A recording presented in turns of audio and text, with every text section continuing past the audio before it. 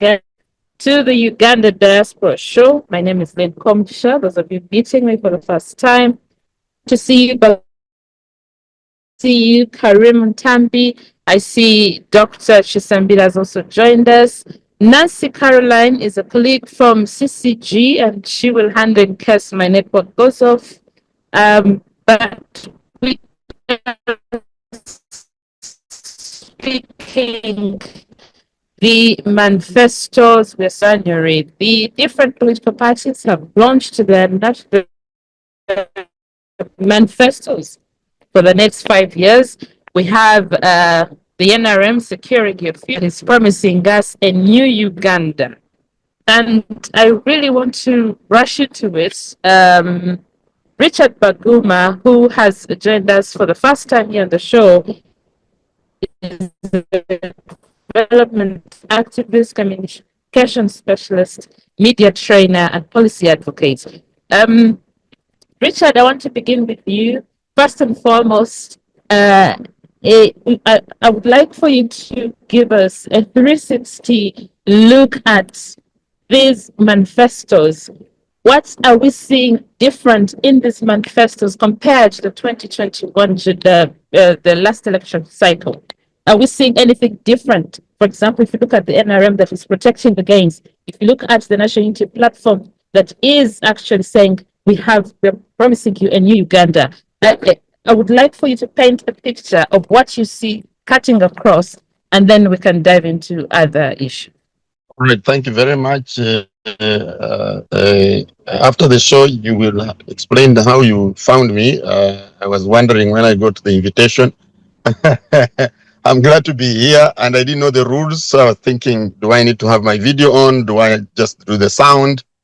Because I had already scheduled to be on the road. Feel free to do what is okay with you. Okay, excellent. Now just open this for just a while to just share maybe for those who don't know me, that this is what I look like. So, but I don't want this to interfere with my internet while we are on the road. So I was speaking to a group of people this morning, and I will repeat what I said then. And I was saying, I think we give too much traction to manifestos, especially with the elite. I first got involved in election processes in 1995, I think, as a young journalist. And what happens is the candidates, when they move to the different areas, usually spend time responding to what the local issues are, the current local issues. So things about a 5-year investment in water or alternative generation of clean power, they kind of take the backstage. So while you have, people talking about the gains, which are roads, which is security, which is economic transformation, and that, where you find the opposition is saying, where we will do a new country with better pay for civil servants, for teachers, and we'll fight corruption. And these are the issues that go through the manifestos anyway. But you'll find that when you, for example, go to the areas that are around the lake or the rivers, the question that people will be asking is about fishing and the harassment by security forces on the water, and the lack of storage facilities for their fish to preserve it, and the lack of roads to transport the fish to the centers. Now, if you move to another region where they grow sugarcane, then the talk will shift to the sugarcane, so it becomes a sugarcane campaign. When you move to the areas which grow tea, and because they are having challenges with prices, with all kinds of things, then the issue becomes tea. So you find the manifestos take a back seat. And I think many times for us, when we do analysis, we give too much traction to the content of the manifesto, which many times does not really influence the outcome of the election, whatever the quality. In fact, you will find that probably some of the candidates now for presidential and the lower ones, the lower levels, the MPs are worse. They have really nothing printed to their name So you find we and I think we need to be very careful about that. The other thing for me is apart from the slogans, reading the content of of the manifestos, the issues are around the same. It's education and the cost. So it's promising free education and the pay to teachers and scholastic materials. It's around security or insecurity and the treatment of the human rights issues. Around that, it's about corruption. Everybody is condemning corruption, incumbent and the ones who want to come in. It's about infrastructure, especially for healthcare, and for transportation, mobility infrastructure, particularly the roads. And then it's about employment, especially for young people.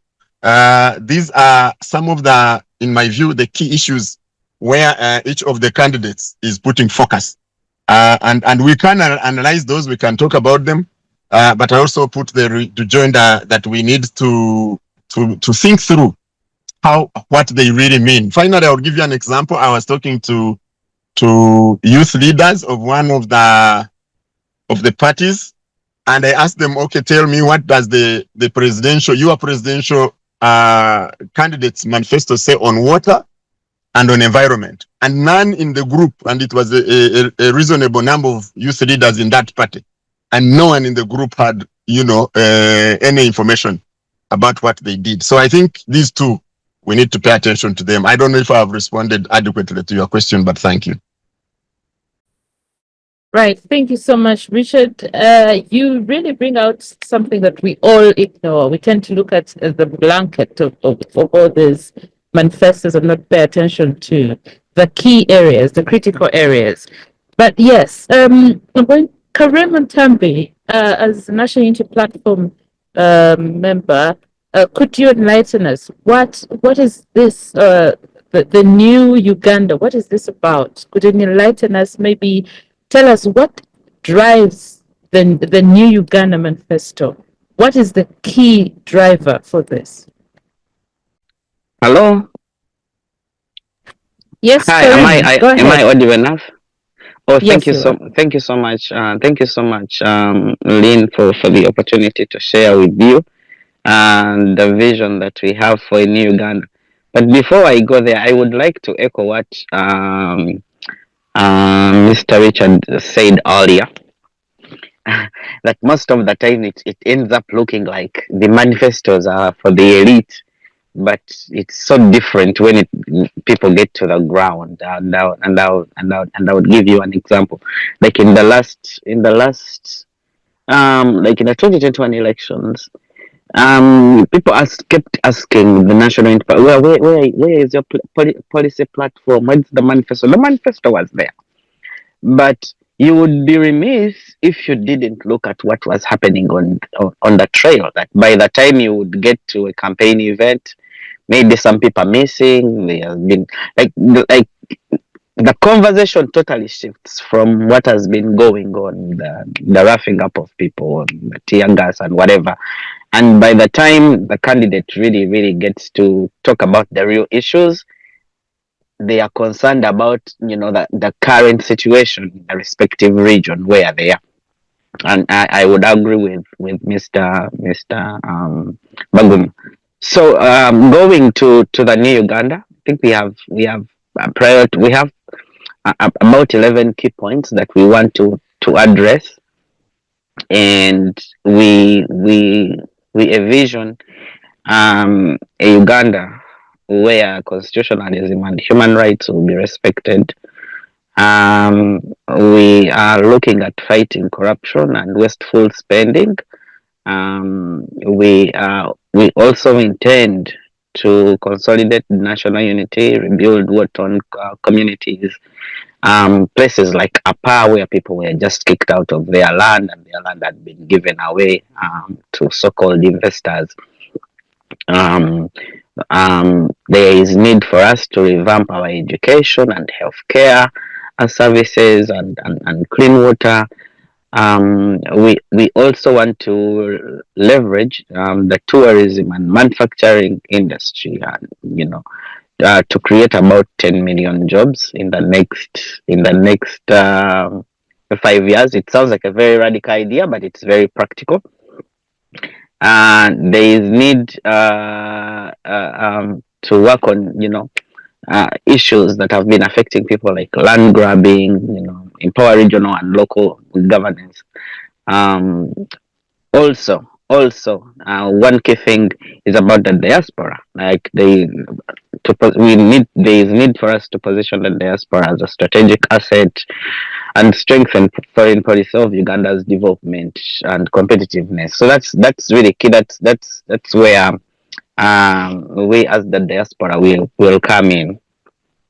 There is also the need to transform Uganda into a tech-driven economy through leveraging technology and resources and innovation. So those are some of the key. Those are some of the key things that the National Unity Platform is looking at, and we intend to localize this policy platform to the given respective area, and also make sure that the people down the ballot understand what the National Unity Platform as a party intends to do in the new Uganda. I think I'll stop there. Thank you. All right. Thank you, Karim, for that. Dr. Chisambila, as a policy analyst, we have seen parties come and go. We've seen parties bring their manifestos, lay out all sorts of English and grammar. But the question is, should we really care? And are they addressing citizens' real concerns? Because the question here would be, do citizens actually understand what these pledges are? Because it's every election period we have the same, So I wonder, are they is it a requirement that or is this something that they are really intentional about and they hope maybe to achieve? Well, thank you so much. Lynn and the rest of the panelists, welcome all the visitors who have joined us on this show and the different panelists here, and for the brilliant submissions you've given in so far.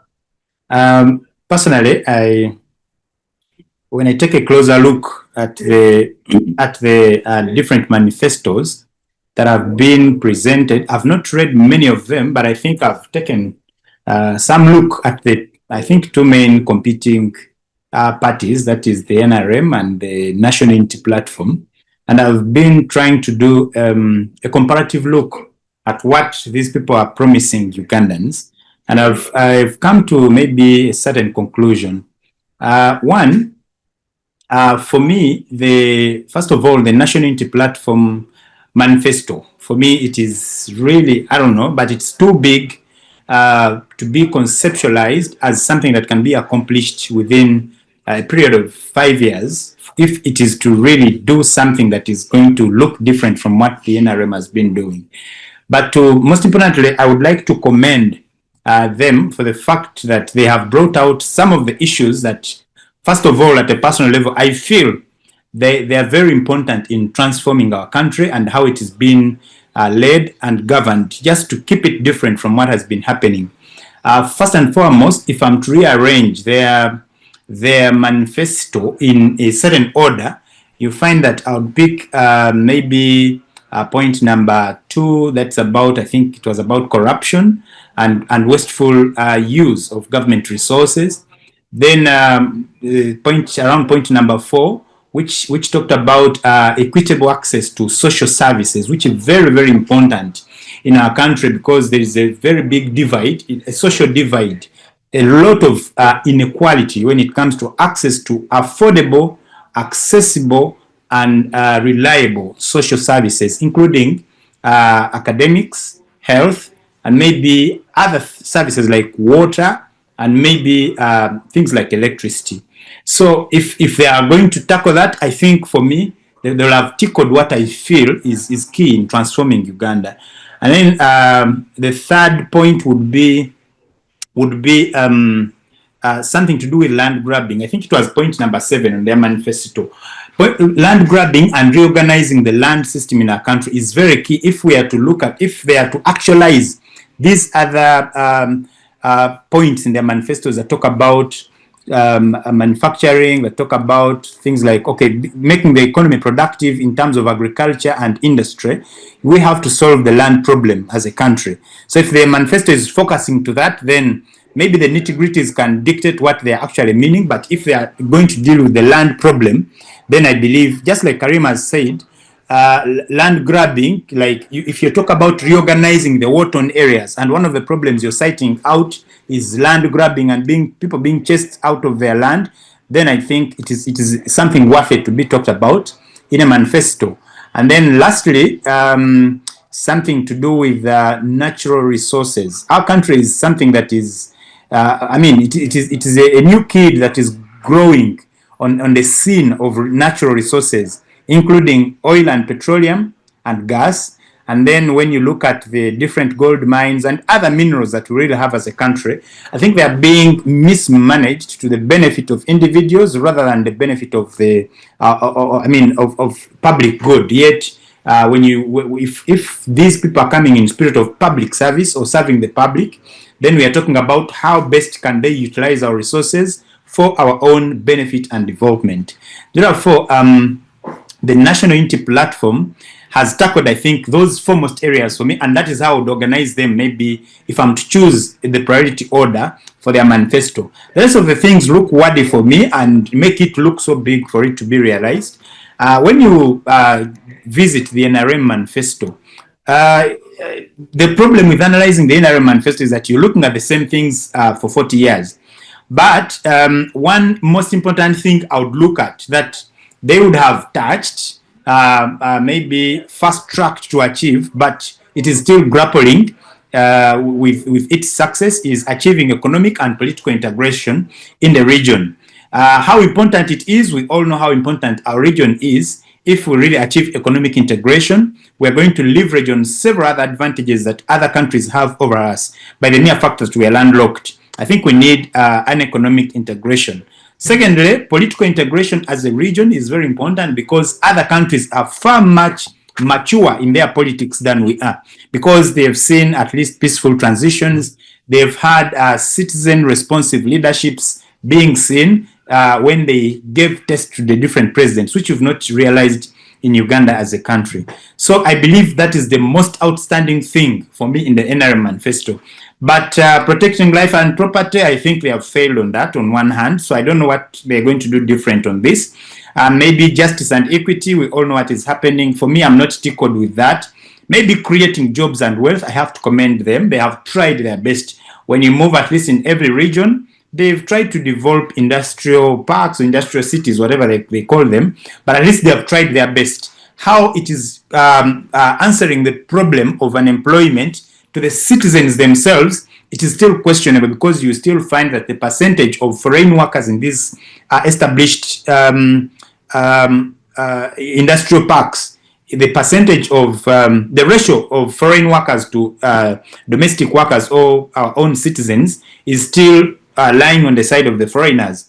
Recently, I gave an example when I was talking to a certain group of people that who are here. We got a Chinese visit our enterprise, but she was vending phones, and and these are phones that are being manufactured somewhere in Kapeka, I think, national industrial park. So if the foreigners are taking up the jobs from the top management level to the lowest, then it means, yes, the industrial parks have been set, which is good, and it's creating jobs. But who is benefiting the jobs? I think the citizen are still being left behind. And then lastly, about wealth. The problem of wealth, I don't like the way the NRM has handled the issue of wealth creation, because for me, the little I know, handouts do the least in trying to transform a person's income in one way or the other. When you give them handouts, really, it's like you've given them fish, but not a hook and the teaching on how they should really go do the fishing. So I believe, yes, they have done, for me, tackling on achieving economic and political integration is something I would trust them with and give them a try if I'm to vote for the NRM. But the rest of the things, they still have issues because they've been here for a while, and they have to really assure Ugandans how they're going to do this best. So therefore, in general, on a bigger perspective, You see, government policy is about what they choose to do and what they do not choose to do. But all that is done is supposed to be done, okay, in the interest of public good. So whoever is going to play this card, until you, until you trust them with that card, you can never know how they're going to do it best. One other thing that I should talk about that I saw in the NUP manifesto was about freedom. You see, we can fault the NRM of so many things, but at least about freedom, they have done their best. I think that's the best they could deliver on the plate. Because today, you can find many of us giving free commentary. You can find people moving at night throughout. You can find people, people have had some freedom to do whatever they want to do, except in specific areas which are of interest, maybe in terms of power and succession and all that. But other areas, I think they have tried to do their best in terms of freedom. So I would love to know more how the National Unity Platform is going to deal with the issue of restoration of freedom. They need to first, make me understand what type of freedom has been lost and where do we need to do much, or what are they going to do different to earn back that freedom. But for me, I would give a tick for the NRM in the manifesto. If, they talk about freedom, they have done their best. Thank you, Lynn. Right. Thank you so much, Dr. Chisambira, for that. Gordon, I beg your pardon. The last time we were here, we're talking about issues in the Middle East. And on that note, some of the sticky issues Mr. Museveni is highlighting in his 2026-2031 new social contract is corruption, impunity, and high youth unemployment. Now, people going to the Middle East, and I'm quoting, to look for jobs. What are you going to look for? The Middle East should be coming to work here. You leave jobs here and you go to work in the Middle East. You leave jobs here, you go to work in. It's something he emphasized during the launch of his manifesto. And so I ask you, as somebody who's been in the Middle East, who's worked with some of our people there, the question here is, do you think this time round there's going to be a difference? Will he indeed protect what he says is work in progress, what they've been trying to build, and safeguard people's lives in the Middle East and maybe property, if I could add? But most importantly, people who leave Uganda to the Middle East are suffering, and seemingly the government is not doing much. Thank you, Lynn. Thank you so much for those questions and that introduction. Haven't been here for some time. Glad to be back. Thanks, Mariam, who got me back through talking. So I'm glad to be here to talk about the future of my country. Regarding what Mr. Museveni talked about while introducing his manifesto to the Republic, I don't think there is anything new that I've just gone to, I've gone through it several times since when he launched it, but I've not seen anything different. These promises he's given us this time, he has given us for as long as I can remember. So I don't think we need to look at the NRM manifesto as anything that we should have hope in. It will be the same. Today I was looking at, I watched some clip where someone was saying it is very hurting for an opposition person to lie to the public. But for NRM, we have been lied to for so many years, and we are okay with the lies. We are not okay with the lies, but we at least we stand the lies. We are used to them lying to us. So this manifesto, for me, there is nothing new that he's putting up. It's the same old story. Now, I was trying to compare it with the NUP manifesto, then my ANT manifesto, to look at. Actually, it makes substantial sense to the country the way it is today. When you look at the manifesto of NUP, they are telling us so many things where they are promising us so many things, but they are not telling us how are they going to be able to find these many things they are promising Ugandans. For example, if you tell us you're going to create 10 million jobs by 2032, you need to tell us, we need to look at how are you going to get the money? Are you going to tax us more so that you can be able to raise this money? Are you going to borrow? How are you going to get this money so you can be able to give us the 10 million jobs they're promising us by 2032. If you look at the way they are saying, talking about the local government, how they are going to decentralize the local government. Currently, the centralized system that the NRM is using, where everything is from the center, but they, according to NUP, they would be able to increase the budget of the local government by 40%. That's quite a lot of money. So where is the money going to come from? That's for me what is challenging me. I've been going through and looking at the many things like giving universal access to water, universal access to healthcare, education, and energy. Operator talking about power. So where is the money going to come from to run this government that is almost giving, that is going to give most of the things free? These are the questions that I have on my mind that I think should be answered deeply so I can understand. When I am supporting NUP, I would know they are promising me to do this, but it is possible. I don't want to have the same lies that the NRM has been telling me for so many years.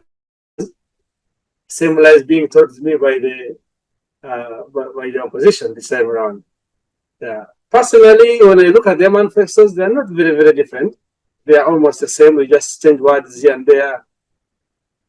There is nothing much to hope in these two manifestos. The one that I saw that was making a little bit of practical sense is the one of ANT, where their focus is going to be on agriculture. They are choosing to put agriculture first, organizing farmers into cooperatives so that they can have better bargaining power, expanding access to affordable credit and irrigation so that we can have produce season in, season out. Then, and also looking out for markets, guaranteeing that once the products are produced, there will be market for them. Then they are talking about industrialization, increasing it from 20 to 31% by 2031, focusing on agro-processing and SME growth. Museveni has been talking about SME growth for as long as I can remember, but they have not been able to achieve. The money they put in, it ends up into pockets of some few, and the people, the Ugandans who are actually doing agriculture, they end up not gaining anything. The other day he was telling us about Ugandans who are working for consumption. This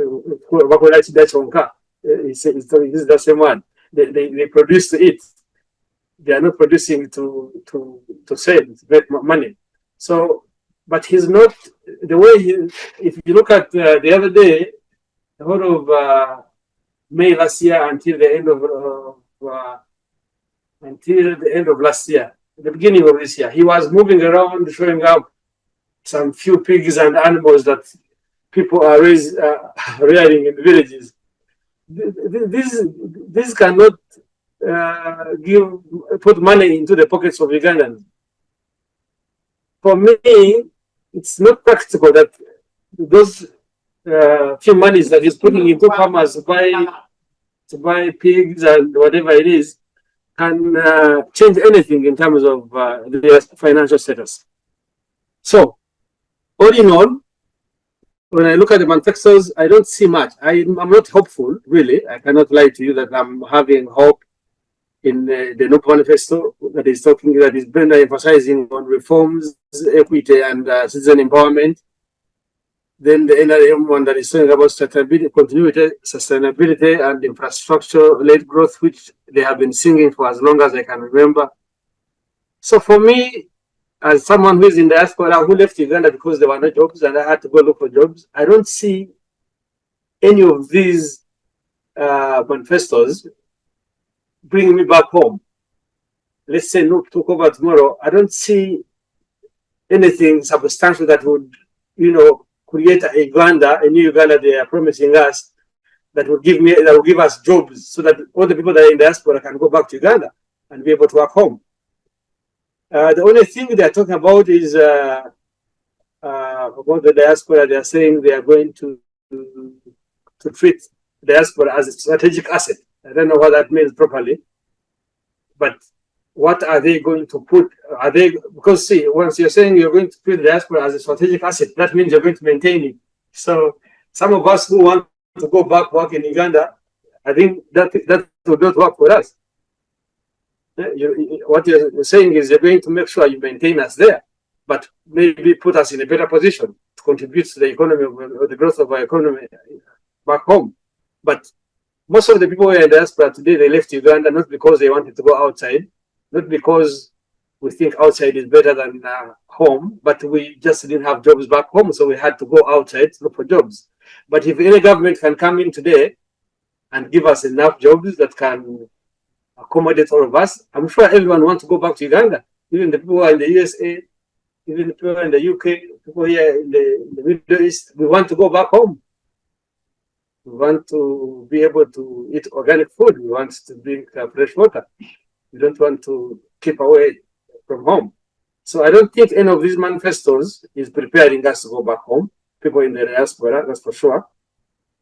They are only going to play strategy for us to keep here and keep making some money.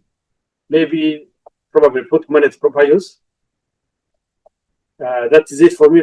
Lynn, I can listen in to other members and see what they have to say. But as for me, there is nothing much. There is not much hope that I have in these manifestos. For me, they look not very different. All right. Thank you, Gordon, for that. Very deep. You took your time and, really read through, and that's really good. I want to come back to you, Baguma Richard, and I'm coming back to you, Richard, and the question for you here would be, most people have said that manifestos have become ritual documents, cut, pasted, and forgotten once campaigns end. And others are, when you take a look at Mubarak Munyagwa's manifesto, somewhere he says he's going to ban Swahili and make French an official language if elected. These are all interesting, but it seems I don't think voters are going to have conversations about it or dive deep into them. What does this say about our governance? What does this speak of our democracy? Because if we are just cutting and pasting documents and no one pays attention to them, what is this? They're not grounded in real needs of the citizens. Sorry, I had muted. I do not think that the campaigns, the presentations of the candidates do follow the script of what is written. I do not think so. I think the campaigns, okay, for the times in the past when I was involved in this, for the candidates who have some resources, there are always advanced parties that go to prepare for them. So, for example, one of the issues that is important is the size of the crowd. That's important.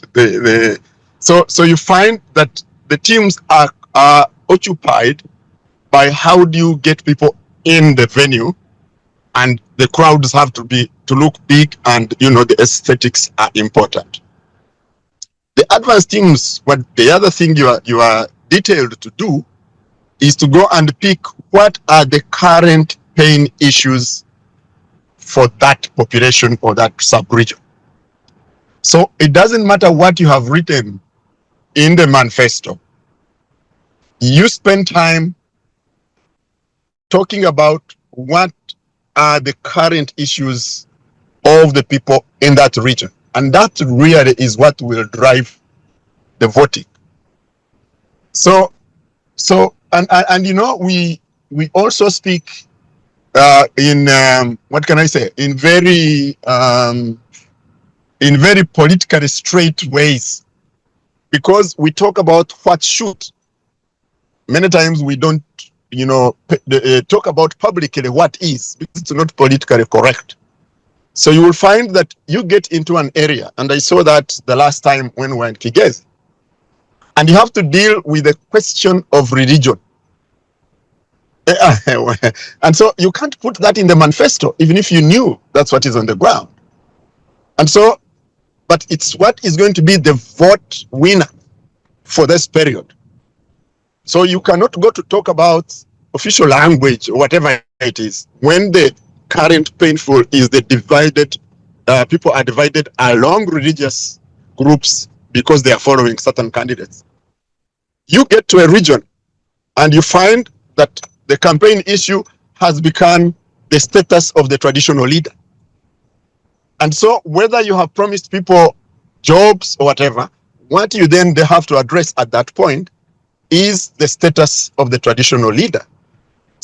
So if you go to Kapchorwa, for example, the Sabine have been clamoring to have their traditional leader recognized. And you find that that's what every candidate will be promising, not the power, greed or whatever. And so I think I keep going back to this so that we can have the ideal situation which we clamor for, but we will also have a little bit of inject a bit of realism in our discussion and our expectation of the voter. There are certain things that you find are crucial but may not be talked about. I've been talking about the school dropout rate in this country. I think it's simply too high. But you will find that it will not be talked about in the campaign period. People will talk about providing, free education or providing food, free food, and but so you have that, which is a prevailing situation, which is current, but because they are not thinking about it as an immediate issue, it becomes a challenge. Let me tell you my experience now when I have just gone to see, when we were looking at the primaries. In many of the trading centers, when a candidate comes, this is for primary elections, people start massaging their throats. So the action of massaging the throats is they're asking you to buy them a drink. And, and that becomes an important election issue. So the manifestos, however nice they are written, whatever the content, tend to take a backstage. I'll go to the manifesto of my president. If you look at his manifestos over time, and you see for example, the infrastructure roads that have been promised to be done, some of them which get reflected even in budget speeches. You can find a road featuring in this manifesto, and it features in the next manifesto after 5 years. But you don't see people tasking this leader about that road not done. Once the leader comes, they start asking about money for their this self-burial group. The border guys take over and ask for money to buy more borders or something, and then the campaign period ends. And because it is also so short that even all the areas are not covered, you have 100 days to cover 145 districts. So you have to do 1.5 districts on average a day. Now, with the roads, with the impediments, how possible is that going to be? So the manifestos don't get attention. The second thing is for us in the media, because you have a developing story every day, there is very little analysis of the manifestos. So the candidates will not pay attention to them. Their groups will not. But even where you would think you'd have some independent media to do that, you find the independent media is not doing that. They are talking about which police group, which is important, which police group block 2, what comes out on the clips in social media is the controversial question that one of the people at the campaign rally could have asked, and it's unrelated to the manifesto. So you find that we go. The other thing is that when we analyze people's manifestos, we tend to analyze what has been done. So it's not a forward-looking analysis. It becomes an assessment of what has been done, yes. So it's who did what, who hasn't done what. And then, so a manifesto is futuristic. But because an incumbent has been there for 4 decades, we tend now to assess not what he has written, but what he wrote and what was done previously. So all these, for me, create a situation where analysis of manifestos is very useful and very important, but gets very, very little attention. The least attention from the voters, very little attention from the campaign groups, even of the candidates, and even little attention from the media, including the social media. And that's the situation where we are. If you, for example, one of the interesting things that they have talked about is the diaspora. I've been a bit around, and I don't think you'd have much appetite from the candidates to have the diaspora come back. I mean, the diaspora is one of the most important income earners for this country.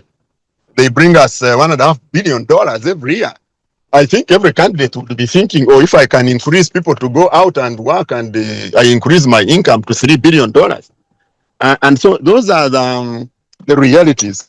Those are the realities that we face when we discuss and look at and assess people's manifestos, but also vis-a-vis the way they conduct themselves, the things they talk about, and the situation on the ground. And so yeah, we find that the manifesto issues really get very little attention. Absolutely. Thank you, Richard, for that. Indeed, they get little attention, yet they should be the key drivers of who we vote or who we don't vote into office. And yet, there's another point you highlight that we do not, because we don't pay attention to them, we do not analyze what was done, especially with the incumbent, what was done against what the future looks, the future they're painting for us. And that brings me to the question of coming to you, Karim. You promise a new Uganda, yet we have already existing gains, which the NRM is saying it wants to protect.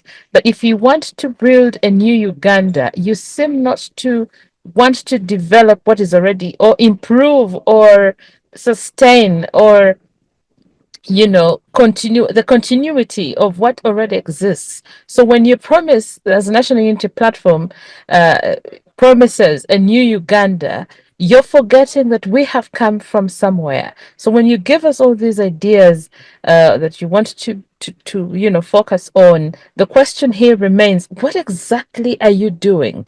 When you say a new Uganda, what exactly do you want to change? Because I would want to believe that as the alternative government, you would have a more bigger strategy, in fact, to leverage on gain on protecting the gains. Karim. Oh, thank you. Thank you so much. I think one of the mistakes that we make is the assumption that the gains that we've had are partly NRM, but most of the gains are part of the National Development Plan. Uganda as a country has its development plan that we have to fulfill, and NRM is just there as a vehicle to make sure that some of those things are achieved. Now, when we promise a new Uganda, there are things that we could do better. There are things that we can pick up. It doesn't mean that whatever the NRM has achieved, those are their gains, and we have to start, afresh. No, we have to pick up from where they have left. And I would give an example, like when we say cutting off wasteful spending. There is a lot of money that gets lost through corruption and mismanagement of funds, and those are things that you look at in a new Uganda. When it comes to things like creating jobs, jobs in manufacturing, there are things, yes, that the NRM has tried to do. And I would give an example of Kira Motors, which is a good vision. It is something that we should pick up. If it's really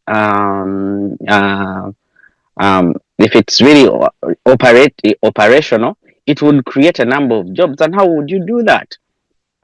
One, make sure that you really invest in scaling up.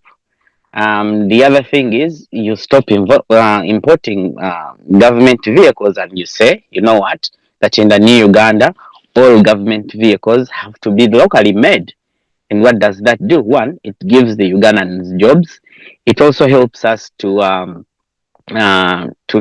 check on the efficiency. How can we be able to leverage this technology that we have to generate the money that it keeps coming in? Like other than saying we are going to send this money to Japan and ship this amount of vehicles and make sure every government official or government institution has it. If you start from there, think about it.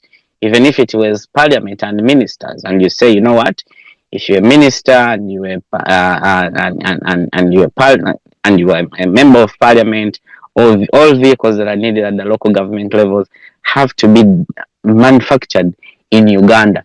That alone can help us not only create jobs but also generate a lot of income. And those are some of the things that you can look at when it comes to infrastructure and regional cooperation. Yes, I would say there are some things that the government has done, but there are things that we can leverage. And I'll give an example. One uh, would be the African Continental Free Trade Area. In the African Free Continental Trade Area, we are looking at different African countries trading within Africa, and what can we do to make sure that we maximize on that? We work on the infrastructure, and also figure out, what areas can we trade in. Apparently, Uganda, within the African Free Continental Trade Area, has been trading dairy products, and unfortunately, not so many Ugandans know about that. Uganda is selling milk to Algeria, but whose milk is going there? It is coming. It is Museveni's milk. It's coming from his farm. Other farmers are not, and are not being part of that. So you need to open up such things that, okay, if we are able to trade and send our milk to Algeria, what else can we trade in? When you look at things like infrastructure development to improve the AFC, African Continental Free Trade Area, Seven is going to tell you, oh, we have been constructing roads that are going to be regional, road from Uganda to Congo. But when you look at the details of why that road was really, really constructed, it's not because he wanted to improve, our transport from Uganda to the DRC, but we are constructing that road as part of the reparations that we owe to Congo. So that road was budgeted for 64 million US dollars, which was part of the 235 US dollars that we owe to the DRC. So that money is really coming from us, and yet, if we were working together, if there was no clash between these two countries, we would have worked on a project that is bigger, that is standardized, that the DRC can appreciate, and Uganda can appreciate. So there are so many key areas that we can work on when it comes to healthcare, when it comes to when it comes to education. If Museveni is going to talk about education, he's going to tell you about UPE. But when you look at the UPE and the products of UPE and how the schools really look, the budget of a student of UPE is 7,000 Uganda shillings per year. And yet when you look at the giveaways that the government has, the budget for just handouts is almost as bigger than the money that is budgeted for education for more than 10 districts. So those are things that we have to look at in the new Uganda when we talk about the freedoms. Yeah, somebody will tell you, yeah, there is freedom of association. Not until you're talking about things that are anti-government. You have people that have been in jail since 2020 that have never, been formally charged. They are just being moved around and shuffled around from one detention center to another detention center. So those are some of the things that we really need to address when it comes to freedom. People should be free to having dissenting ideas. People should be free. If we talk about freedom of speech, it should be freedom of speech about those people who are saying good things about us and those people who are saying bad things about us. We cannot we cannot have a culture of censorship. Of censorship. So those are things that I think are really, really, really key in the new Uganda, that we can capitalize on. I think I will stop here and I'll leave another person, comment. Thank you so much, Lynn. Right. Thank you, Kareem, for that. I see somebody in the chat room. He says, this is Dr. Chisambira. He says, but it is a strategic diplomatic move to advance our security interests in the DRC. Okay. Now, there are quite a number of reasons why most Ugandans do not pay attention to the manifestos, and it's because I would want to look at the governance structures, the governance problems that we encounter as a country, and why we still have issues addressing them. For example, the question I want to ask you, Gordon, um, how do you think these manifestos are they really addressing the issues of governance, accountability, those key issues that are of concern to the citizens, issues of governance, accountability, and transparency in public institutions, because these are the core of governments. Gordon. Yes. Thank you, Lynn. In actual sense, in a normal situation, under normal circumstances, in normal societies, manifestos should be able to guide us, understand what those who intend to lead us intend to do for us. They're actually very important. They should be able to address those things you mentioned, like the issue of governance, for example.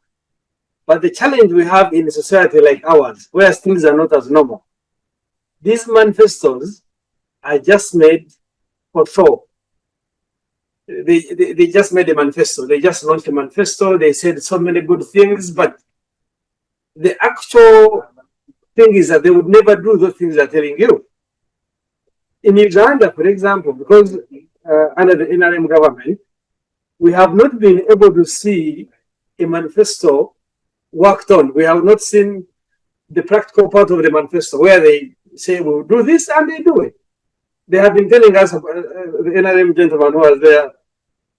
I didn't get the name, but he talked about the fact that the manifesto of NRM has had roads.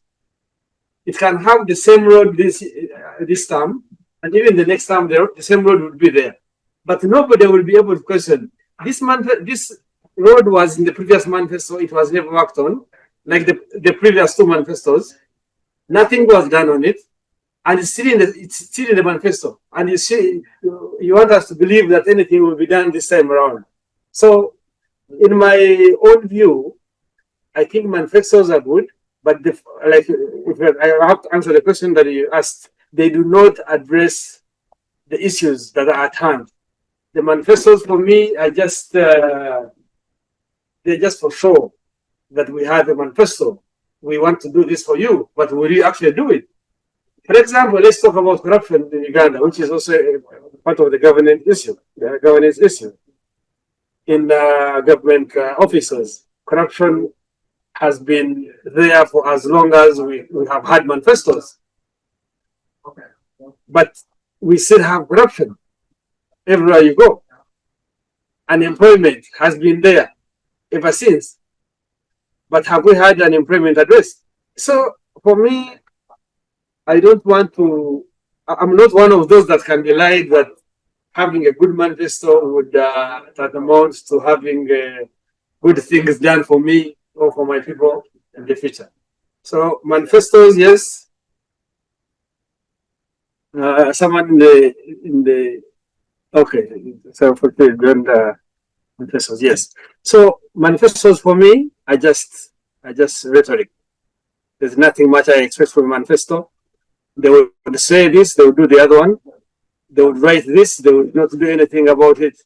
Because even when you look at the practicability, the practical part of the governance, the manifesto, for example, if I look at the manifesto of NUP, most of the things they are saying are very nice. They are very good things. If these things can be achieved in our lifetime, I think we would have a very good country.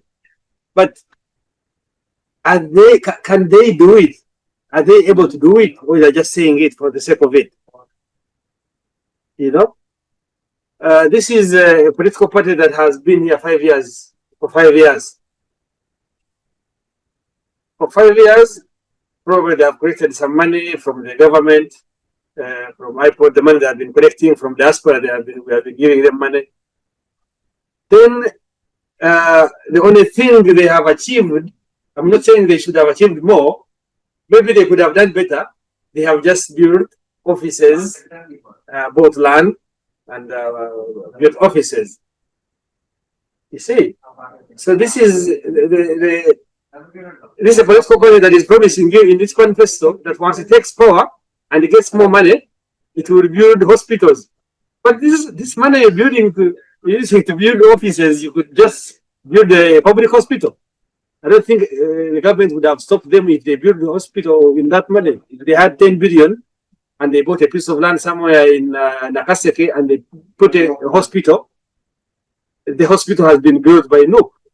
They put medicine in it. They put management run it. It helps people in the community.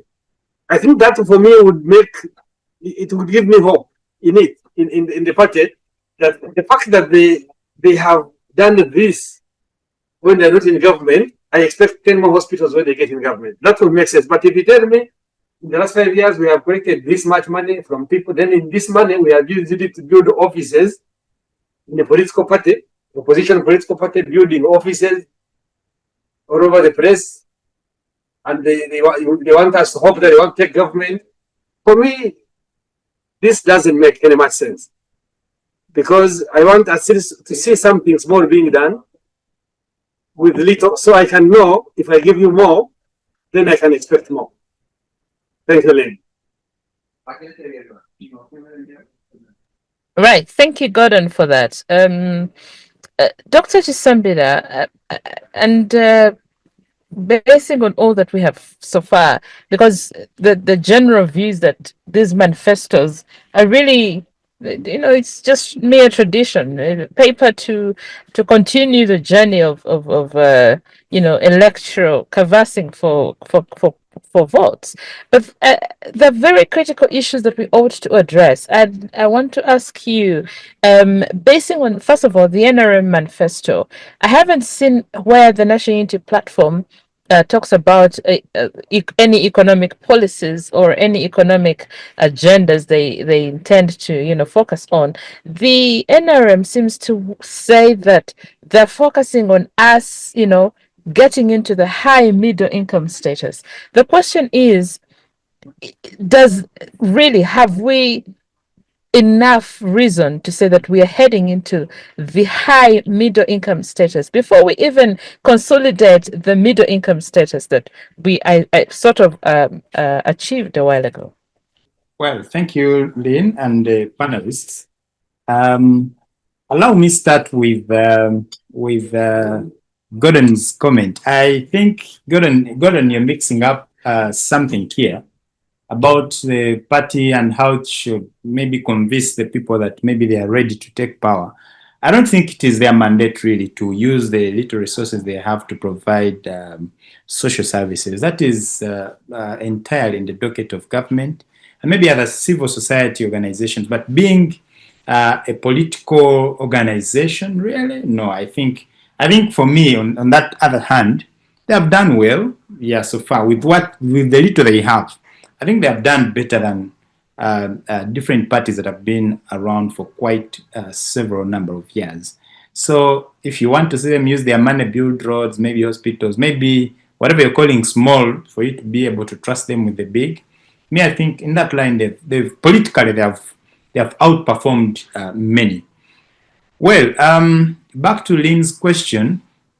You see, when you have nothing to compare with, it is very difficult to set up benchmarks or standards, especially from within.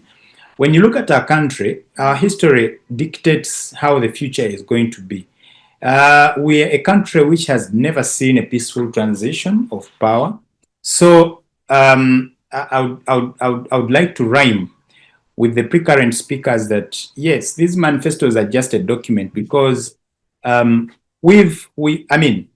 since the current president came into power, we all know how he came. He came by the gun, and he has maintained his rule with the gun. So I do not think he has specifically been voted into power because of the ideas he has been able to sell out. But it's because of I think the military muscle has been able to portray to the public that yes, I have brought for you some freedom and we are militarily strong, and we can defend ourselves from both internal and external enemies.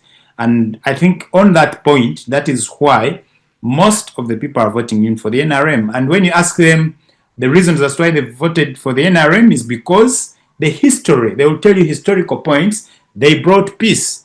But none of them can recount some of the events that have happened in the recent to tell you, yes, we didn't have this, but they have brought this. So I believe nothing much has been significantly done there to defend the importance or to impress Ugandans to have meaningful interpretation of what a manifesto is and why they should base on it to make political decisions as they vote in for their leaders. Our country as a high middle income status, you see, the problem we have a country where we are the players and we are our own referees. Some of these mentions are made by our own selves, but when you go to the global scales and there may be rankings from the different actors, like the World Bank, they put us really where we belong, basing on realistic factors. After doing, they make these are informed results that dictate our position. So for me, I would actually debunk what the president has been re-echoing in terms of saying he wants to take us to a high middle income status, blah, blah, blah. The world knows different, and what is happening is quite different. But like I said in my first and earlier submission, that our country needs a few fundamental things to tackle such that we can achieve, the sky would be the limit if we solve the problem of corruption. When someone questions, like I think it was Baguma who was questioning where maybe an alternative government is going to get money. This country has money. Wherever they get it from, just like the current government, it gets money from revenue and also borrowing. That's how they boost up their fiscal capacity. But when you when you delve into how they've been using this money, I don't think they've been using it the right way. So if we have people who will use our money the right way, source of money will never be the problem, first of all. Even when we go for borrowing, we can make meaningful borrowing that transforms the economy. Secondly, when you solve the problem of land in our country, whatever you want to think about that informs production and manufacturing and maybe other areas, land is an important key factor of production at all levels. Even when you're thinking about political integration, economic integration at that scale, like making regional, formidable regional, multilateral interactions with our country, you cannot rule out the issue of land and how it is managed. So it is a fundamental thing, like I said. Thirdly, like I also said, the issue of management of our mineral resources is key. And maybe lastly, how are your people, what is the level of standards of living? And this is translated by how are people getting social services, how easy is it, and how are they earning and using their little money that they get to make a meaningful living. So I think those other factors can greatly feed into how our economy is going to be and whether we shall be in the high middle income status or not. But when I don't think we should look at how the manifesto is going to lead us there. No, I think we should look at how are the leaders getting us there? How are those people we've entrusted with the management of our resources getting us there? And like I said, it has not been the manifesto like before. It has been an idea. Actually, the current regime calls it an ideology. So whatever ideology they have in terms of managing the country and its resources and getting it to where it should be, that dictates where we are going to be tomorrow. So, Madam Lynn and dear panelists, we as a country, generally, whoever takes the mantle of becoming the next president of this country should tackle at least those 4 areas. Now, other questions that may come in the interest of the public and maybe the global stage are the questions of governance, which I think we are still, very immature to portray ourselves or take pride in how our country is being governed. We have a lot to learn from our neighbors and the different democratic countries that have really matured in their governance processes. And I think that is, if we concede on that we still have a lot to learn, it is going to help us get to where we have to get to. So in summary, we can get to the high middle income status. But I think the way we are thinking about it and how we are, fantasizing and setting elusive thinkings about how we're going to get there is wrong. We need to get to the drawing board and do the right thing. And I think we can get there if we do it right.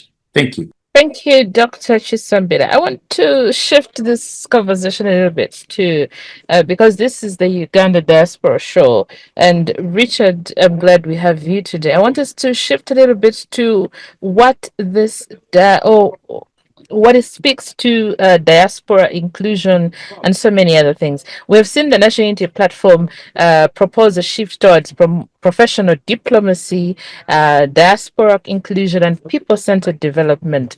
But the question remains, with this vision, will it provide Uganda with the tools to compete in an increasingly multipolar, technologically driven, and climate sensitive world? Yes, they're looking at professionalization of diplomacy, diaspora centered diplomacy, and all these other things, economic diplomacy, multilateral alignment. Really, is this again, because everybody is saying that manifestos are simply paperwork that just gets them nominated and ABCD, but can we delve a little bit into some of these issues that tackle our foreign policy and of course how we relate globally? Okay, thank you. I've been luckily involved in a bit of diplomacy work, and now my experience is that diplomatic decisions are influenced by, first and foremost, domestic politics. That a lot of the diplomatic decisions leaders will take during their chisanja, during their term, is first of all keeping an eye on domestic politics. Will a foreign policy decision translate into votes or loss of votes at home? I think for me, this is a very important consideration. The second one, in my experience, has been the stance of the other, particularly nation states, the nation state players that you are interacting with. Because this diplomacy is really how you manage your relations with other nation states, whether it's bilateral or multilateral. So while, for example, Uganda might decide that it will be very supportive of the Open Skies initiative of the African Union, really the visa-free entry for Africans, you will find that DRC is not open to that. And there is the principle of reciprocity. So if you ask me for a visa, I ask you for a visa. If you increase the visa fees, I increase the visa fees. I might decrease or not increase depending on how strategically important you are or how a bully you are in some cases. But that. Secondly, you have issues like conflicts. So you find you have to take votes or take a stand, make a statement in a lot of diplomatic international fora or even regional fora. So it's hard to just say that you shall remain neutral and you know, aloof. So we have to put the real situations you deal with when you're in government, and the statements of faith that you may make when you aspire to come into government. I give you another example, is the example of South Sudan. So South Sudan is an extremely important trading partner for Uganda, but also a very unstable place. So when conflict breaks out and the refugees are spilling into us and the conflict is spilling over, but also your trade interests are threatened, do you sit back? Would you have planned for that? So you can't talk about the larger context, but it is some of the specifics are very hard. That's why you see people will give very broad statements that have very little detail, and so you say, but what does that mean in actual implementation? People-centered something. What does that mean? Does it mean distributing cash handouts like in PDM? Does it mean supporting cooperative groups or cooperative unions? Because it's different. If you are supporting local area cooperative groups, and if you are supporting the bigger unions, are you talking about people-centered development? Are you talking about giving meals to school children at primary level? Or are you talking about paying tuition for tertiary level? I mean, because you don't have an inelastic budget. And so it's the lack of detail that becomes interesting. I am, for example, very pro-externalization of labor. I have absolutely no problem with people going to work wherever there are opportunities. And because I'm very pro-externalization of labor, one of the things I try really to push for are external labor preparation centers. How do we prepare our workers? Because you see, when they go and they're in professional jobs and they earn more money, we get more money, the families get more money, the communities get more money, but the country gets more money. But they are also working in a dignified way. They are earning more, but with respect and not abuse, like some of the abuses we see. So that lack of detail on some of those things, we in this country, we and relatedly, so we discussed the question of when are we middle income. But when it became a joke, a lot of it was a joke. You couldn't really speak to people and see if they understand how that plays out in our diplomatic and global context, economic, political, diplomacy.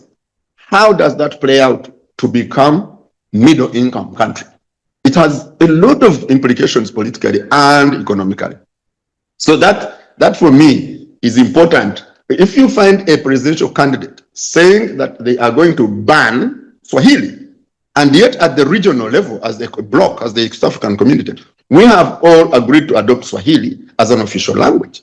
So how would that one play out, therefore, in their diplomatic relations now? How does that work for our membership at the East African community?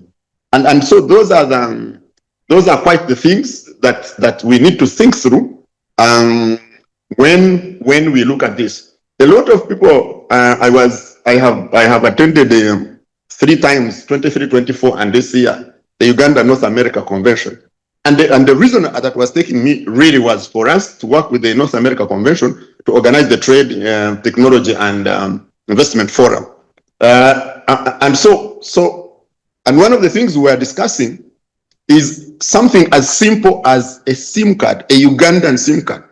When a diaspora person comes into the country during Christmas, for example, gets a local SIM card, when they go back, they are likely to come the next Christmas. Like the same thing we do for us who are in Kampala and we go to the village. We go during Christmas. But after 6 months, the SIM card is disabled and reallocated to someone else.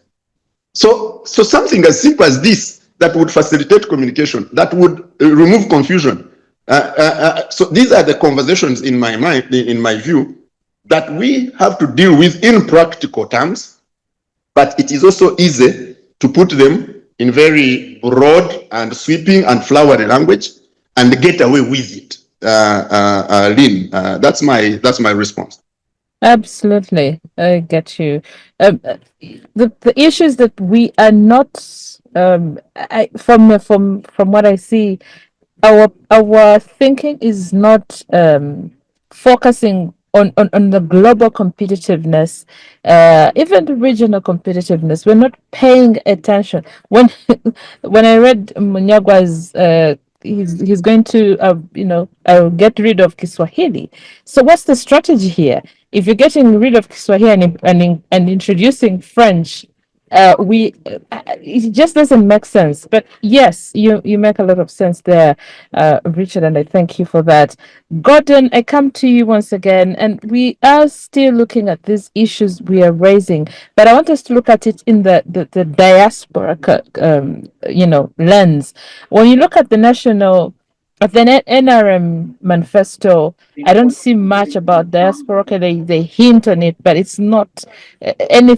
We've had challenges for the last many years as the Uganda diaspora in terms of how the diaspora is managed, in terms of how it is appreciated. The National Unity Platform is trying to, come up with a strategy to see how to safeguard and leverage on our Ugandan diaspora. What do you think should be at the fore or at the core of these manifestos to address the challenges of the diaspora? Thank you, Lynn, once again. What can they do for the diaspora? What can the NRM do? What can NUP do? What can NUP do in case it takes power for the diaspora? What can ANT do for diaspora in case it takes power? Now, there is a lot that can be done to make the life of diaspora people better, to make sure their contribution to the economy is more felt. Because people in the diaspora also will feel happy if we know the money we are making and selling back home is being put to the right use. But before I tackle this one, I want to first respond to the gentleman the new gentleman on the panel, who said, I didn't say that the money that you got should have been used to build a hospital. That's not entirely the job of the opposition political party. But in my thinking, in my view, I was looking at priorities. How do you prioritize? How you prioritize when you're in opposition can give someone a clear picture of how you prioritize once you get into government. Not necessarily that it is your responsibility to build a hospital, but if you put up a small hospital that will help people somewhere who need help, it can give a good picture. It can give people hope. They would believe you more if you tell them I would give you more hospitals. But I don't think, for me, it makes too much practical sense for a political party to just build offices. As someone who wants to take power and go into government, you're just building offices all over the place. I don't think, for me, that makes sense. That is my view on that. But now, going back to Lyn's question, what can be done for the diaspora? Now, diaspora is quite big, diverse. People are doing different things in diaspora. Some people come to do bad jobs, the jobs that are low jobs, low income jobs. Others are doing better jobs. Those who are doing better jobs are good for them, and they are able to support their families and do things they're supposed to do in life, and they're happy. But there are those who are suffering being in diaspora. There are those who are in pain being in diaspora. Like the other day, we saw one documentary from BBC. Those girls you saw and what was being done to them in one of the countries here. It's not something they are proud of. I'm sure if these people had a better opportunity back home, I think they would love to go back home. I don't think they are happy in diaspora, you see. So I expect the government, either the current government or whatever would come in power in future, to think about preparing our country so that it can host people who are in diaspora and they're not happy. For example, I have been able to see some people that I've met in diaspora where I stay who are not happy here. They want to go back home, but they cannot go back home because of the conditions back home. So if a government can be in place and make those conditions better for people to come back home, Mr. Aguma said he's advocating more for people to go into diaspora if they are going to do better jobs, proper jobs. But if they are going to hustle in a way that is unhuman, so I would rather they stay home. I would rather they go back home. So for me, my call is to make our country work. Make our country work, create jobs, so that people who are in diaspora that would love to go back home can go back home. Those who are in diaspora and they have better jobs and they're making better money, stay in diaspora and make more money and develop our country. So for me, that's all I need from any government. As someone who is in diaspora, nothing much, because anyway, even if you expect much, you don't always get much. But at least our country should be able to work for us. I should be able to know I can move from here, I go back to Uganda, and I move my life on. I should be someone who is doing a job that is not as decent, should be able to resign from it and go back to their country and get a job and work. That is what I need from a government, nothing more than just that. Just Lynn, if you can give me some little more, I would just say a little bit about the current the political environment that we are in Uganda currently. Because see, when you have a movement government that has been there for 40 years, and we are playing that we push it out of power and put a proper governed society, put a system that would govern our society better. And we have the main political party today that is, people who are inside might not be able to say the truth about it, but people who are outside, we are looking at this governance not the best. We are looking at it as it's not properly governed. I think if you look at the way they selected their candidates, the way they give their tickets, those who will run for their members of parliament, you think of what kind of government would these people run? Where would they run our country if, for example, they took power today? Because see, if you're giving your cards to people who are not looking like who should not be qualifying to be members of parliament, but you're taking them, you want to take them to parliament. For us who are in opposition, you're giving us an image of if you go to government, these people will be ministers. And I don't think these people will be able to run the government the way it should be. These things you're promising us with the people you're selecting to be members of parliament, who I don't think will be able to do anything regarding what the parliamentarian is supposed to do.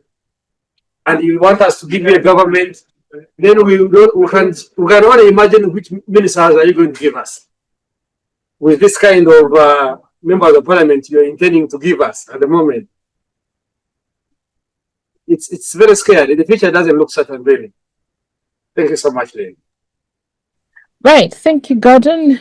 Karim, I come to you and allow me focus on that, on the new strategy on foreign policy and international relations and diplomacy. It presents a reformist and people-driven foreign policy agenda, which is amazing, but it falls short of positioning Uganda competitively in the global order. For example, a look at great power strategy, non-military regional leadership, we don't see that. Climate diplomacy, we don't see that. Technology and innovation partnerships, we don't see those. Soft power projections, all these we don't see, but it's a bit limited on his forecast. All right. Thank you. Thank you, Lynn. I'm glad that you made that list because even if we had listed them, as you said, somebody would be saying, "Oh, those are just words."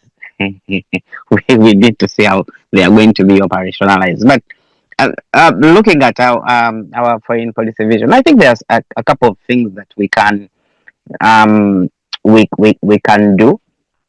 For starters, there is need of a comprehensive overhaul of our foreign missions. Make sure at least we repatriate all non-career diplomats and reintegrate them into other different sectors, and that will help us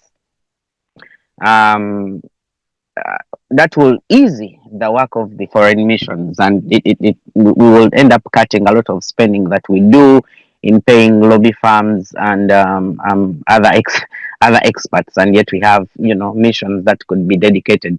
The other thing that we could do at our foreign missions is at least expand them and open up different departments that people in the diaspora can tap into, things to do with investment, things to do with education, or desks that can redirect our people in the diaspora and those who intend to study in the diaspora. How can our foreign missions be a center where people can get more information? So those are some of the things that I think we can work on for the start. When it comes to things like security and bilateral agreements, most of those agreements are always long term. So, and they are country to country basis. I would give you an example. Like here in the USA, if you would look at the US Uganda relations, there are a couple of things that we are aligned with. We have been, working together on security, both within the East African region and overall in different places that the US has interest. So those are things that you would really, really want to zoom in on a country to country basis. You cannot have a one brush paint all when it comes to foreign policy. If you look at things like in the East African community, there are things that we can work on specifically with Kenya when it comes to infrastructure that might be totally different when you're dealing with Tanzania. So what we do is leveraging our foreign missions and make sure that we equip them with career diplomats and make sure that they are really funded well to make sure that we can deliver some of these things. I also would want to respond to the colleague who said there was need for NUP to start hospitals. I mean, I think that's a Ugandan saying. It is called the "gweokozewo mentality," and that's a band-aid kind of response that doesn't achieve the goal that you want to achieve as a nation. And as you said, if the NUP had built a hospital instead of doing establishing offices, it would be better. Then another person would have said, "Oh, it would have been nice if you started a market, a trading center where people." And the problem with that is if you start doing such things, is that there is no check and balance because you're doing it at your own will. If I'm to start a hospital which is private, it has no standard. It's not going to be, you're not going to fault me if I don't meet the standard at which, a government or hospital should have. Even if it was a road, for a political party or for a private individual to take on the responsibility of the government, there is no recourse. I can just say, that the road wasn't looking good. I just decided to put Maram or a little bit of tarmac that can last us for maybe 5 years, and after those 5 years, you have to do it again. The reason why some of these services have are budgeted within the government is to make sure that there is standard, there is uniformity. But if everybody is going to do whatever they do because you want to show goodwill, it is also going to look as tokenism. And where are you going to do that hospital? If I did it in northern Uganda, someone is going to say, "Hey, it would have been better if you did it here." And if you did it, if you built a market in Barara, someone is going to say, "Okay, we people in Jinja, it would have been nice for you to do it here." So our vision is to make sure that once we get into government, these are things that can be addressed uniformly than just doing window dressing and doing band-aid band-aid kind of work to cover a bigger wound. And the other thing that he hinted on is his worry of the nature of the people that we are choosing to represent us in parliament. And I find it not only reckless, but also very, very dangerous, because I've been seeing it moving on social media where people um, are quick to talk about tribalism, they are quick to talk about sectarianism, and they are very, but carefully acquiescing with classism. You know, when we start a situation where people of a certain class should be the ones that represent us, I worry the standard, the constitutional standard for someone to go into parliament. You don't need to be a teacher or a lawyer. I think the standard is that that person should have finished Uganda Advanced Certificate of Education. That's the standard requirement. Actually, you don't need to be a lawyer. So when I see people, and I think I saw one of the MPs on one of the TV stations talking about, I cannot go to a counselor to vet me. I'm like, who are you? Like, if the structures are set and the requirements that are needed, um, uh, what's wrong with a counselor vetting you? You think that you know it all, and when we create classes, we forget our constitution, we forget our constitutional duty. Somebody is speaking. Can somebody mute? Can somebody please mute? Are they muted? Thank you so much. So, Lynn, I'm going to walk you through. Give me a minute or two to walk you through how unrealistic some of these, ideas that I'm hearing from people. One, for somebody to be a lawyer in Uganda, you'd have to go through law school and go through LDC to make sure that you understand the laws. However, for somebody to become a legislator and make laws, the requirement is a USCE certificate. And this is the interesting thing. Somebody who is going to enforce that law that has been made by a USCE certificate holder, and it's going to be interpreted by a lawyer, the person who is going to enforce that law, the police, you need a UCE certificate. You see how how funny it is. So I'm waiting for a day when these gentlemen who are saying I can't be vetted by a counselor, they will stop the police arresting them and say I can't be arrested by a UCE certificate holder. I need a lawyer to come and overhaul me. So the reason why we separate these things and give roles where they are due is to make sure that we avoid such things as sectarianism, as classism. So if the law says that the police would be a S4 person, you are not going to say an S4 person cannot arrest a PhD person. You need to get a PhD person from the police to come and enforce the law when a PhD person has broken it. So I see it's a backward way of thinking. It reinforces some dangerous theories and ideologies of classism that for in long term might not help us, that in long term might create a country which has a superior class and a regular class. And once you develop such a class, you disenfranchise so many people going to parliament to represent people. You're talking about your location and what your people in that specific constituency need. Not everybody is going to be a lawyer, not everybody is going to be a doctor, but the purpose of education as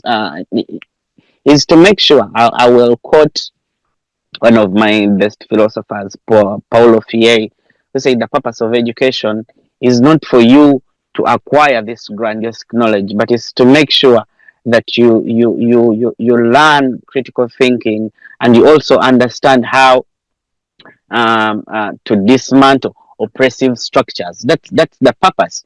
We cannot have a country where we have a notion of a knowledge of bank.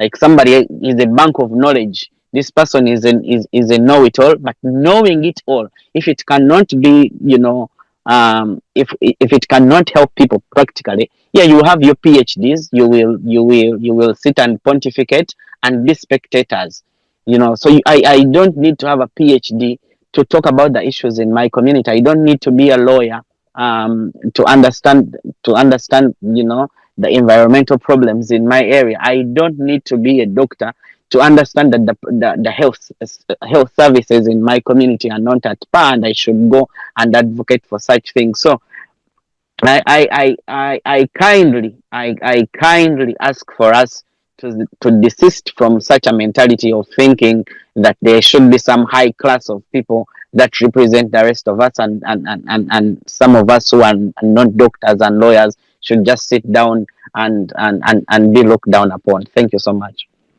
Thank you, Kareem, for that. And you delve into very many other issues, of course, that we might not get into right now. But I want to come to you, Dr. Chisambila. And the question I have for you as we conclude on this conversation, I see Richard has dropped off the call. But as we wind up on this conversation, let's generally take a look at so far we have I can see we have unanimously seen agreed that manifestos therefore are just for show, and oftentimes we do not pay attention, nor do we vote because the manifestos are promising what we really need as a citizenry. So the question for you, Dr. Chisemba, is that then what? What is expected of us? What is our role as the citizenry? We are making noise about these manifestos not paying attention to our needs. We are questioning the authenticity of these manifestos. We are questioning the leadership. We are questioning the governance. But what are we doing about it? Yes, thank you, Lynn. You see, if you take a closer look at whatever angle you do that, Uganda is in a certain form of deep state captivity in one way or the other.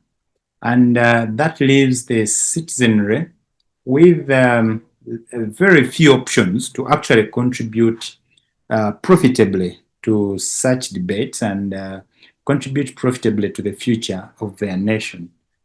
There are those who are saying, yes, everything is okay. Most of them have reasons as to why they're saying so, not vivid and fundamental reasons, but personal and selfish interest reasons to keep saying, yes, everything is on the right track, to the extent that they can't even comment about their own negatives, except a few. For the times I have lived listening to political commentary, government communiques, different political show and debates, a few individuals have impressed my thinking that yes, perhaps this person suddenly sometimes looks at things objectively rather than being a sycophant or a fanatic of really what is just happening. And if I'm to mention but a few of them, I mean, the honorable, sorry, he's not honorable yet, I think, but he's an aspiring MP for the elderly on behalf of the NRM. That is Mr. Ofono Pondo, and I think General Otafire, and then sometimes the Honorable Emmanuel Dombo. Some of those guys are objective in their submissions when they are talking about what is happening. But many people are left with no option because of the captivity. You know, some of those people in good positions where one would feel that, like, yes, I think they have it all and they can, dictate the direction of our country. They're in some sort of fear, living in some sort of fear to talk about what is going bad, because they may close the hand that feeds them, which does not really mean that our country has a future, because our future lies into being safe, secure, and confident about determining how our country is, how the cards of our country are being played out. So So what, what is left for us to do in this situation? Imagine the example I've given you. It's an array of people in the NRM side who would keep telling people what is being done right and what could be done wrong and needs improvement. A few of them are doing that. And those who have decided to stand their ground have actually lost their hand that feeds them. Now, imagine the ordinary citizen. Some of them just have to, comply with what is happening. They won't say a thing. And then those that are trying to actually speak out on certain forms of, yes, let's say injustices or bad governance or mismanagement, accountability, where they end up, we still all know. Now, so what next?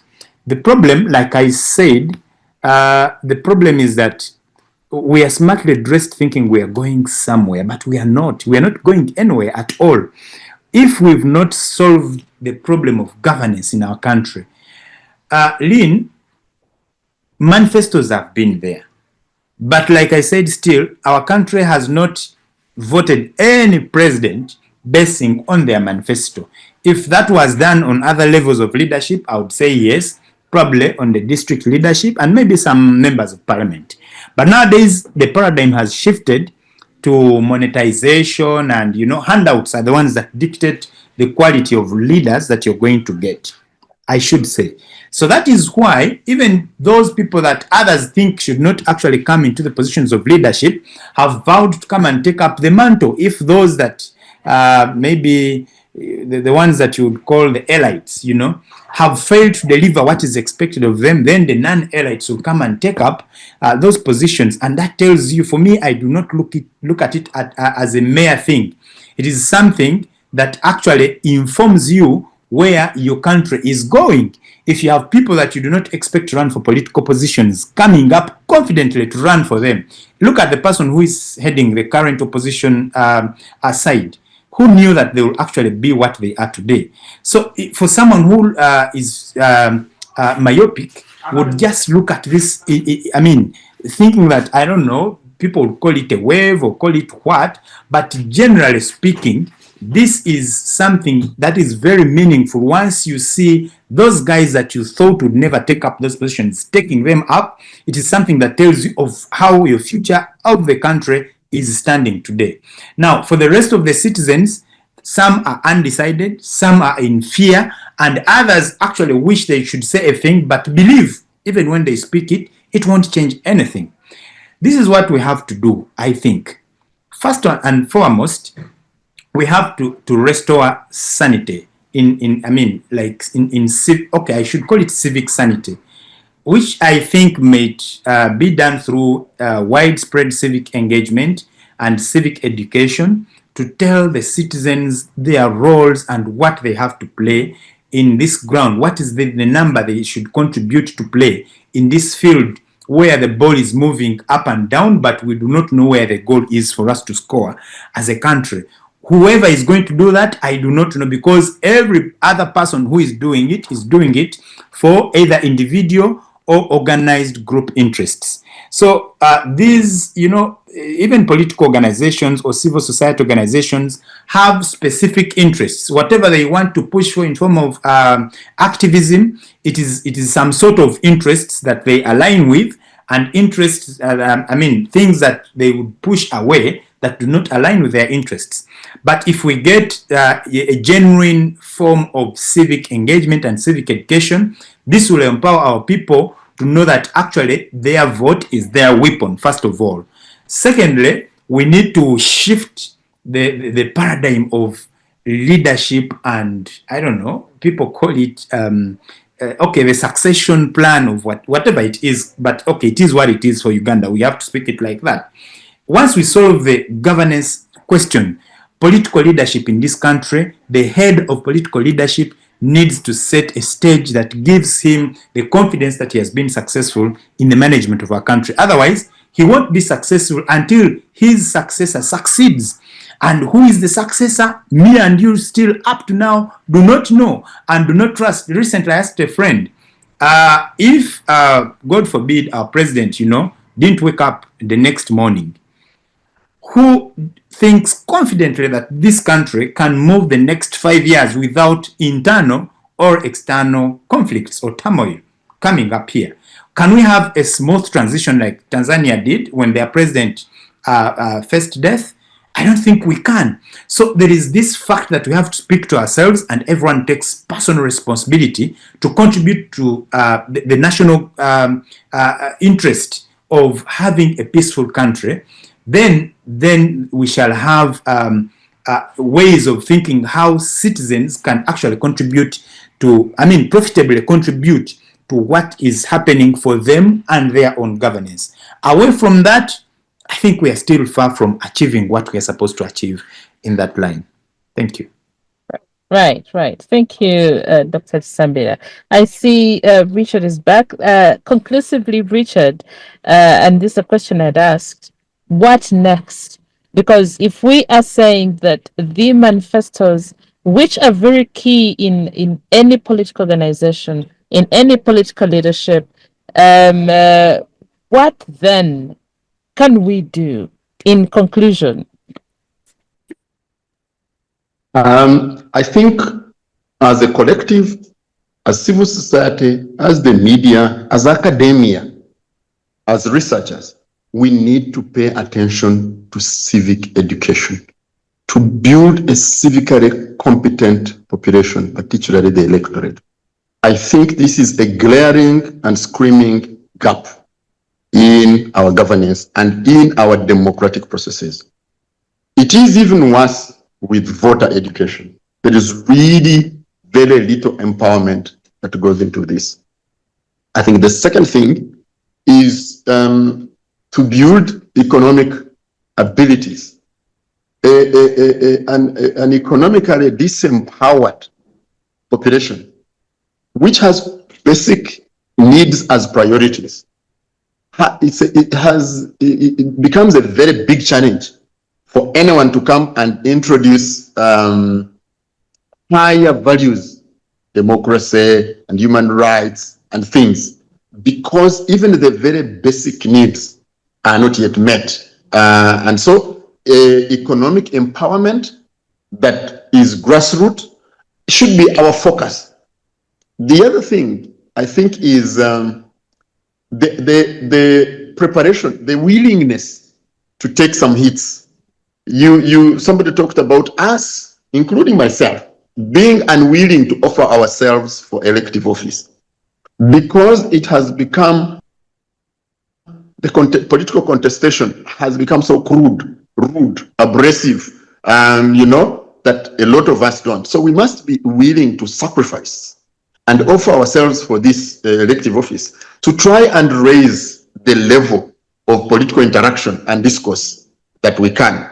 I also think that it's very, very important to educate the diaspora, to try and appreciate and understand the objective conditions on the ground. My last 3 times of attending the Ugandan North America Convention, hearing, because we went trying to organize this, we call Titan, the Trade, Technology and Investment Forum, we went to CEOs of government agencies, and they all talk about this gathering with misgiving.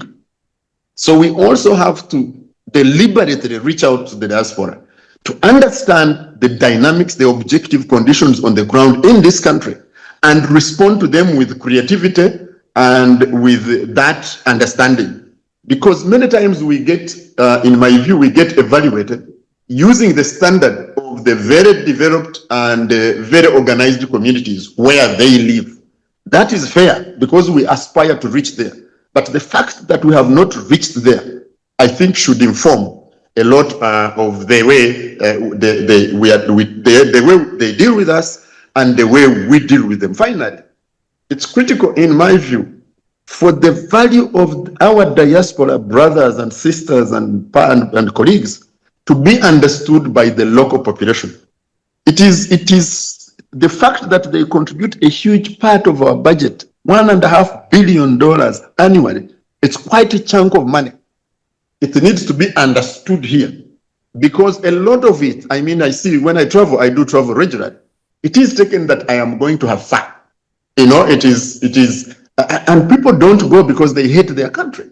People go many times, it's forced migration, a lot of it economic and other opportunity related. So I think there has to be cross education for the people here. Finally, the diaspora for me should keep united, should work as much as possible to present a united front. Because I can tell you, every time the diaspora presents a united front, here the authorities they will allow concessions and what, up to the point that the diaspora can be allowed to vote. Why not? So I think all these streams should be pursued and come together so that we can contribute to the betterment of our nation and our people. Thank you, Lynn. Thank you, Richard, so much for your time. Karim, in a minute, conclusively. Yes, I think I would agree with a couple of things that the previous speakers have talked about, especially when it comes to civic engagement. The National Unity Platform, I think, is ahead of the other political actors when it comes to civic engagements. You have seen in the 5 years we have opened offices.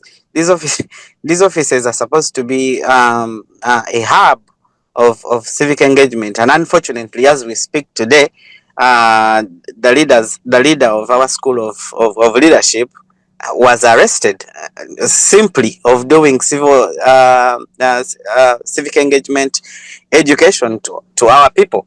So when we talk about governance, those are some of the things that we should be addressing. We can't censor other political parties that are willing to engage the people on a grassroots level. And when it comes to manifestos and how they manifest in the day-to-day people's lives, I think you have seen the Honorable Robert Chagulanyi on his campaign trail. He has met, I think there was a young boy in Wosoga who was talking about his issues with education. He's trying to finish his PLE, and he also has siblings who are also about to finish, their advanced education. They cannot manage, and the schools that are in their areas are not giving the services that can prepare them for the future. Now when you look at a young boy of 14 years reaching out, understanding the challenges of his people, and wants to tap into the promise of a new Uganda, you can clearly see that Ugandans are at least aware of the problems that they are facing. Our president of the party has also managed to address key issues in the local areas where he has passed, whether it's on agriculture, things concerning sugarcane plantations and rice plantations. Those things are really pertinent to the people where he has been. Things like health centers and how we should manage our health sector. Those things have been clearly stipulated in our manifesto, and on the campaign trail, the president is talking about them continuously in the respective regions. And people have also continued to come up to him to tell him from their personal level the challenges that they are facing. So to me, when I look at the NUP manifesto, I think it would be good for a new Uganda, and I believe that we should give the National Unity Platform a chance to take on the mantle of leadership in the next general elections. Thank you so much. Right. Thank you, Karim, for that. Gordon, I'm giving you 1 minute to conclude, and then we call it a day. I'll be pretty fast. I just want to briefly reply to Mr. Karim regarding what we discussed earlier. When you are saying that we should not be sectarian, we should not be group people in the classes. I think it is very important that we give people jobs that they are able to do. It's not about who gets a job, but are you able to perform? Are you able to do that job? If you're looking for a doctor, if you build a hospital, for example, and they're looking for a doctor, you have to look for a doctor. You cannot look for a teacher and put them in the hospital. If you go to a school to look for teachers, you put teachers. You don't put. That's when we are able to grow as a society, and the governance issue will be sorted if we do that. Because you don't look for a member of parliament, someone who's going to make the laws of a country, and you are replacing the honorable whatever it is, I forget his name, with Warukaga. You're looking for a member of parliament, someone who's going to make the laws. It's not that we don't want Warukaga to do something. We're not saying something bad about him. In music, if he's in music, we're happy with him because we know he's good at that. He can do that.